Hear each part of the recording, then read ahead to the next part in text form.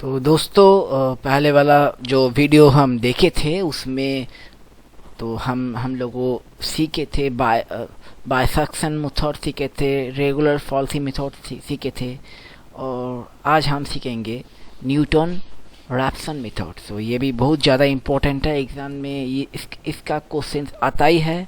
ठीक है, तो एक बार आप ये वाला सीख लो तो जैसे भी जो भी क्वेश्चन एग्ज़ाम में आएगा उसको आप आसानी से सॉल्व कर पाओगे। तो ये बहुत आसान है। तो देखो पैटर्न यही होगा, इक्वेशन थोड़ा इधर उधर हो सकता है लेकिन पैटर्न यही आता है, एग्ज़ाम का पैटर्न यही आता है। तो अभी देखो हम लोग शुरू करते हैं। तो ये देखो, अभी क्वेश्चन को देखो ध्यान से। क्वेश्चन है use Newton Raphson method performing only 2 iteration. Only 2 iteration हमें करना है to find the root of the equation that is x cube minus 2x minus 5 equal से 0 नियर द वैल्यू 2। तो ये है क्वेश्चन, राइट। तो जैसे कि हम लोग पहले वाला जो वीडियो में देखे थे बाइसेक्शन मेथड और रेगुलर फॉल्सी मेथड, तो ये वाला कॉमन रहेगा। जैसे कि एफ एक्स फंक्शन लो, उसमें इक्वेशन डालो, राइट, इक्वेशन डालो एक्स क्यूब, ये वाला x cube minus 2x minus 5, x cube minus 2x minus 5 F x में।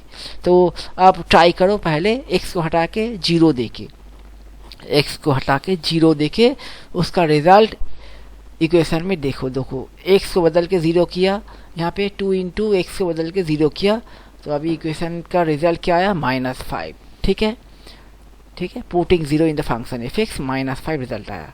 उसके बाद देखो एफ एक्स इक्वल्स टू 1 दे दो, यहाँ पे x को हटा के 1, अभी यहाँ पे 1 देने से रिजल्ट आएगा -6, 2 देने से रिजल्ट आएगा -1, 3 देने से रिजल्ट आएगा +16। ठीक है, putting 1 in the function x, putting 2 in the function x, putting 3 in the function x। अभी जैसे कि हमने 3 लगाया, उसका रिजल्ट फर्स्ट टाइम आया पॉजिटिव, दैट इज +16। तो इसके पहले जो हमने 0 1 2 3 से चेक किए थे इक्वेशन में डाल के, तब जो रिजल्ट आ रहा था वो था नेगेटिव। अभी जब हमने 3 डाला यहाँ पे 3, उसका रिजल्ट आया पॉजिटिव। तो जैसे कि हमें मालूम है हमें 2 नंबर चाहिए, वही 2 नंबर हम लेंगे जिसका एक रिजल्ट नेगेटिव होगा और एक रिजल्ट पॉजिटिव होगा। तो 2 अपोजिट साइंस का नंबर चाहिए, 2 अपोजिट साइन प्लस और माइनस। तो अभी देखो यहाँ पे नेगेटिव आ रहा था, तो जब तक नेगेटिव आएगा हमने कंटिन्यू किया, जब पॉजिटिव आ गया तो रोक लिया, क्योंकि हमें एक पॉजिटिव और एक नेगेटिव चाहिए। ठीक है, तो यहाँ पे देखो, यहाँ पे हमने रोक लिया, F3 में रोक लिया, क्योंकि ये दोनों हम लेंगे कॉन्जिक्यूटिव 2 नंबर्स लेंगे जहाँ पे एक पॉजिटिव रहेगा और एक नेगेटिव रहेगा। तो ठीक है, 1 नेगेटिव है, 16 पॉजिटिव है। तो यहाँ पे 2 डालने से -1 नेगेटिव आया था, 3 डालने से -16 का पॉजिटिव आया था। तो ये 2 लेंगे, 2 और 3। यहाँ पे देखो we got 2 numbers of opposite sign 2 and 3, ये 2 एंड 3, इसके लिए हमें अपोजिट साइन का रिजल्ट आया था। तो यहाँ पे देखो हमने क्या लिया, 2 और 3। 2 का रिजल्ट डिराइव हुआ था -1, 3 का रिजल्ट डिराइव हुआ था 16। ठीक है, 2 का जो रिजल्ट डिराइव हुआ था -1, 3 का रिजल्ट डिराइव हुआ था +16। अभी देखो हमें एक x0 चाहिए, तो x0 क्या लेंगे, x0 हमने 2 लिया। ये 2 क्यों 2 लिया, अभी देखो 2 लिया इसलिए कि because it derive -1 which is close to 0 and 3 derives 16 it is not close to 0। अभी देखो 2 ने डिराइव किया -1। ठीक है, तो ये x0 का वैल्यू हम वही लेंगे जो 0 के करीब होगा, 0 के करीब x0 का वैल्यू वही लेंगे। इसमें से 2 और 3 में वही वैल्यू x0 में ऐड करेंगे जो 0 के करीब होगा। तो अभी यहाँ पे देखो हमने एक नंबर लाइन ड्रॉ किया, यहाँ पे आप देखो 0 है। ठीक है, अभी देखो ये 2 नंबर हमने डिराइव किए थे 2 और 3। ठीक है, 2 और 3 में 2 का रिजल्ट आया था -3 जो कि 0 के बिल्कुल पास है, 0 के करीब है। -1 क्या था, 0 के बिल्कुल पास है। 3 ने डिराइव किया था +16। तो अभी यहाँ से देखो +16 0 से बहुत ज़्यादा दूर है, 0 से +16 बहुत ज़्यादा दूर है। तो अभी जैसे कि इसका हम x0 वही वाला वैल्यू लेंगे जिसका रिजल्ट 0 के करीब आएगा। अभी देखो 2 का जो रिजल्ट -1 है 0 के करीब है, इसलिए x0 हमने 2 लिया है। ठीक है, अभी देखो उसके बाद जो करना है यह है फॉर्मूला। ठीक है, ये फॉर्मूला को देखो ध्यान से, इस फॉर्मूला में हम डालेंगे। देख फॉर्मूला क्या है, xi + 1 equals to xi minus fxi, उसके नीचे f डेरिवेटिव xi, ये वाला साइन को बोलते हैं डेरिवेटिव, तो f derivative xi equals to क्या है, इक्वल्स टू है x0 + 1 इक्वल्स टू, क्यों इक्वल्स टू अभी देखो यहाँ पे हम समझाएंगे आपको, ये वाला ध्यान से देखो। xi + 1, xi को हटा के अगर हम i को हटा के यहाँ पे x0 + 1 करेंगे, देखो xi + 1 यहाँ पे हमने i को हटा दिया और किए थे x0 + 1, तो उसके बाद जो इक्वेशन था ना, ये वाला इक्वेशन हर एक पे जो i था उसको यहाँ पे हटा दिया, 0 कर दिया। अभी देखो ये xi था उसको हटा के 0 किया, ये यहाँ पे i था उसको हटा के 0 किया, यहाँ पे i था उसको हटा के भी 0 किया। क्यों 0 किया, क्योंकि यहाँ पे xi था उसको बदल के हमने 0 किया, जैसे कि 0 किया हर एक को हमने हटा के 0 कर दिया। ये जो फॉर्मूला था xi + 1 equals to xi minus fxi divide by f derivative xi, इसको हमने बना दिया यहाँ पे x0 + 1 equals to x0 minus fx0 divide by f derivative x0, मतलब हमने i को हटा के हर जगह 0 बना दिया। तो ऐसे हम कर सकते हैं। ठीक है, फॉर्मूला में i था, i को हमने रिप्लेस करके क्या किया 0। तो अभी देखो आगे क्या करना है, तो हम अब देखो x0 + 1, x0 + 1 उसको हम क्या लिखे, x1 लिख सकते हैं, क्योंकि 0 + 1 क्या होता है 1 ही होता है। तो x0 के साथ 1 ऐड करेंगे तो उसका रिजल्ट क्या हो सकता है x1, इसलिए हमने यहाँ पे लिखा x1।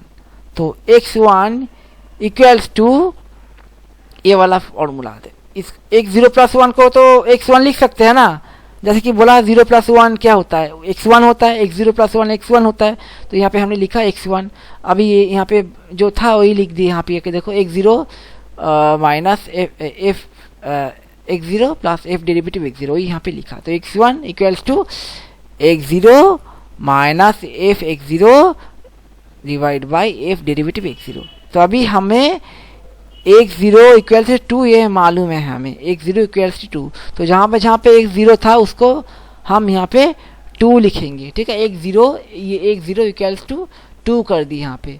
तो अभी देखो fx0 तो एक फंक्शन है, fx0 एक फंक्शन है, तो हमें मालूम है फंक्शन मतलब कुछ भी नहीं इक्वेशन, तो उसको हम यहाँ पे लिखेंगे x0³ माइनस 2x0 माइनस 5। तो अभी आप सोच रहे होंगे कि ये कहाँ से आया, ये वाला कहाँ से आया, तो उसके लिए यहाँ पे कुछ राफ वर्क हमने किया है, राफ वर्क उसको देखो आप।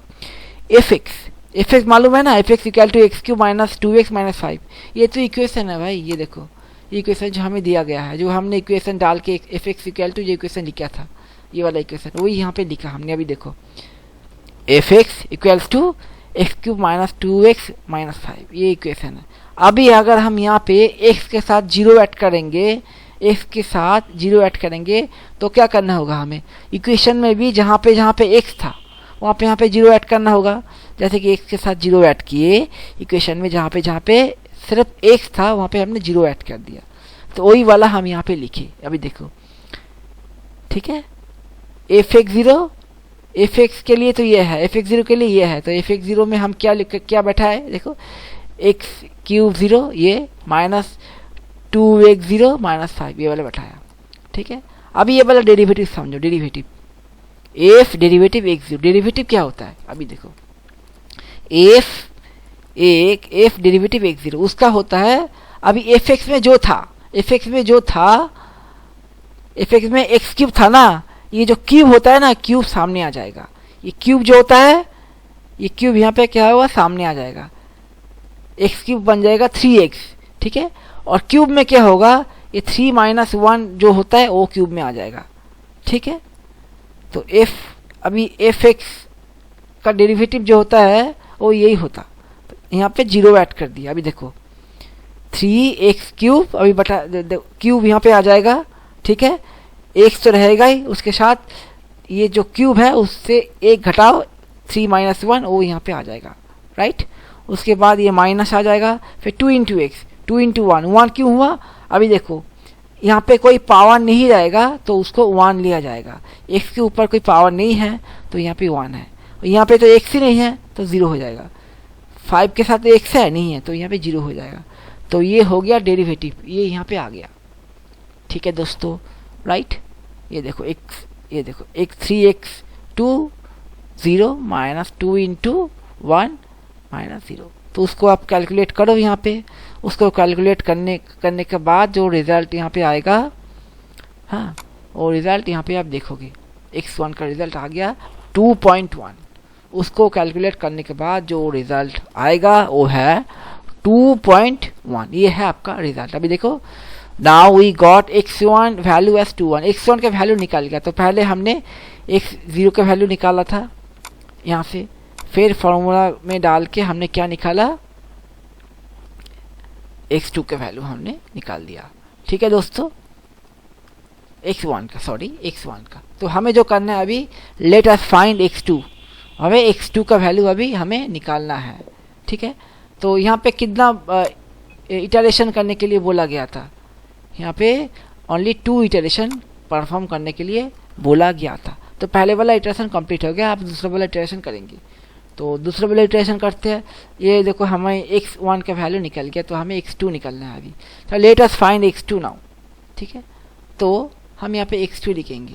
तो यहाँ पे आप ध्यान से देखोगे ये वाला फॉर्मूला में x1 जो था उसके लिए एक 0 बैठा था, मतलब यहाँ पे जो होगा यहाँ पे एक उससे माइनस होगा। अभी देखो x1 था, यहाँ पे जहाँ पे देखोगे x0 तो यहाँ पे अभी देखो x2 का हम फॉर्मूला x2 का वैल्यू निकालेंगे। अभी x2 के लिए क्या होगा, यहाँ पे x2 - 1 x1, ठीक है दोस्तों। तो अभी क्या करना है, तो अभी पहले x1 का वैल्यू तो हमें मिल गया 2.1, राइट। x1 का वैल्यू 2.1, यहाँ पे x1 में x1 का वैल्यू निकाल लो, इक्वल्स टू यहाँ पे एफ xi का जो वैल्यू है वहाँ पे लिखो। fxi का वैल्यू ये कैसे आया आपको दिखा देंगे। अभी fx का इक्वेशन ये है, x के साथ 1 ऐड करो तो सब x के साथ 1 ऐड हो जाएगा, वही हम यहाँ पे लिखे हैं। तो अभी fx1 xi के डेरिवेटिव क्या है, तो ये है, अभी देखो यहाँ पे लिखा है f डेरिवेटिव x1, ठीक है, उसका क्या होगा, पावर 3 आ जाएगा, x 3 - 1 2 यहाँ पे पावर चला जाएगा और यहाँ पे क्या होगा x1 होगा, क्योंकि यहाँ पे x1 है, माइनस x है इसलिए 2 × x मतलब 1 x है, 1 आएगा, x मतलब यहाँ पे कोई पावर नहीं आएगा तो यहाँ पे क्या होगा सर सिंपली 1 आ जाएगा। तो जहाँ पे x पे नहीं होगा वहाँ पे 0 आ जाएगा। तो यह f डेरिवेटिव x1 का ये वैल्यू हम यहाँ पे लिख देंगे। अभी देखो यहाँ पे, ठीक है। तो अभी x जहाँ पे x1 है उसको आप रिप्लेस करके ये वाला वैल्यू दे दो 2.1 है ना x1 के वैल्यू। तो जहाँ पे आपको x1 दिखा है उसको आप हटा के ये 2.1 दे दो। ये कैलकुलेशन कंप्लीट करोगे तो आंसर जो आएगा वो है ये वाला आंसर आएगा। अभी देखो 2.095। x2 का जो वैल्यू आएगा x2 का वैल्यू आएगा 2.095। ये सारा वैल्यू आपको कैलकुलेटर में कैलकुलेशन करना है, वैल्यू निकालना है, ठीक है। साइंटिफिक कैलकुलेटर एग्जाम में आप यूज़ कर सकते हो।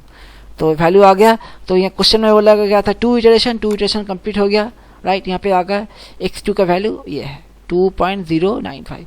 लेकिन अगर यहाँ पे कुछ नहीं बोला जाएगा, जैसे कि कितना इटरेशन आपको परफॉर्म करना है, अगर बोला नहीं रहेगा तो कितना करना है हम आपको बता देंगे। जैसे कि अब देखो जब तक ऐसे x2 x3 x4 x5 x6 आपको निकालते ही रहना है जब तक 2 कंसेक्यूटिव x का वैल्यू सेम नहीं होगा।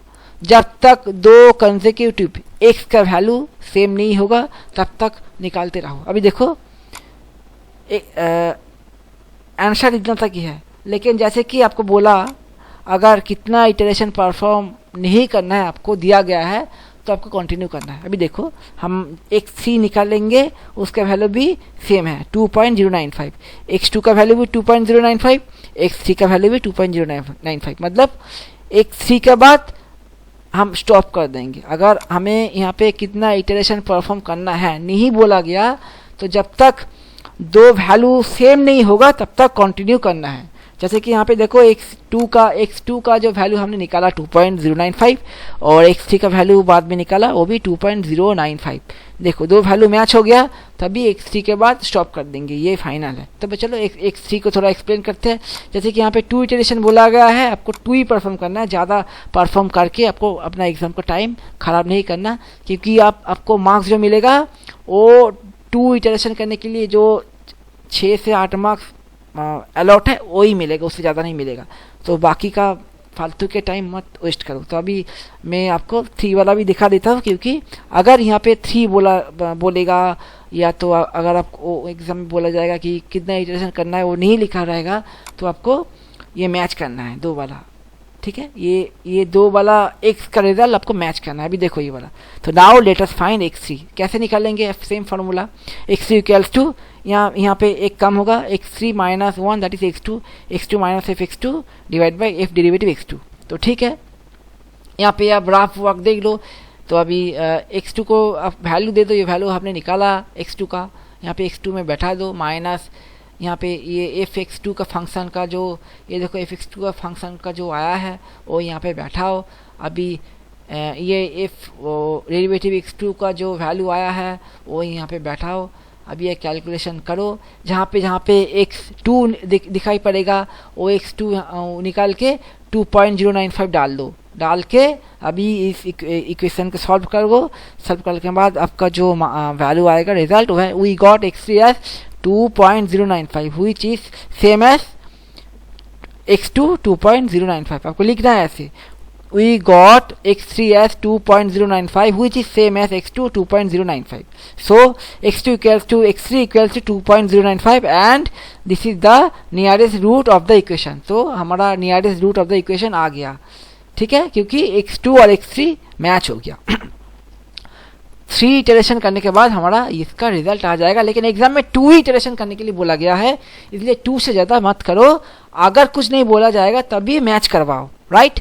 अगर 3 बोला जाएगा तो 3 करो, ठीक है, जितना बोला जाएगा उतना ही करो, क्योंकि मार्क्स आपको उससे ज़्यादा नहीं मिलेगा। जितना मार्क्स क्वेश्चन के लिए दिया गया है और उतना ही मार्क्स मिलेगा, और इटरेशन आपको उतना ही करना है, बाकी का फालतू का टाइम आपको वेस्ट नहीं करना है। तो मुझे लगता है आपको ये वाला वीडियो में जो आपको समझाया, ये वाला मेथड आपको समझ में आ गया। तो अगर ये वीडियो आपको अच्छा लगा तो लाइक करो, दोस्तों में शेयर करो, और अगर आपने मेरे चैनल को अभी तक सब्सक्राइब नहीं किया तो सब्सक्राइब करो, क्योंकि जो नेक्स्ट वाला वीडियो आएगा उसमें और एक बहुत ज़्यादा इम्पोर्टेंट मेथड आप लोगों के साथ डिस्कस करेंगे। वो भी इम्पोर्टेंट है, 8 से 10 मार्क्स का आता है, उससे ज़्यादा भी आता है। तो ठीक है, तो आज के लिए इतना ही काफ़ी है। थैंक यू और गुड बाय।